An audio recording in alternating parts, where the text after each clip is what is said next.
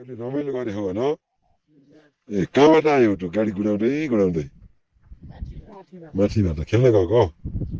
हो तेरो नाम के हो अँ हो कतिमा पढ्छौ 4 क्लासमा खेल्न रमाइलो हुन्छ हो र अनि बाबुको नाम के हो र कतिमा पढ्छौ तिमीले हो र परीक्षा कस्तो गर्यौ त आज अनि तिम्रो नाम के हो कतिमा पढ्छौ 4मा पढ्छौ अनि रातो ज्याकेट लाउने भाइ हो कतिमा पढ्छौ हो अनि सानो पछिको भाइहरूले कतिमा पढ्छौ हो र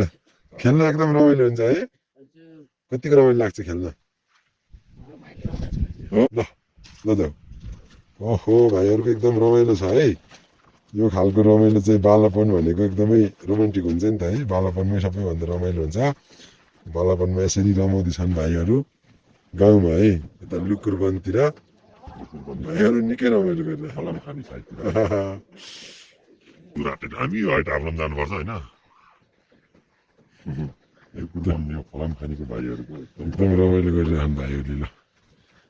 ल रमाइलो छ बालापन भनेको यस्तो रमाइलो हुन्छ कुनै बेला हुने यस्तै थियो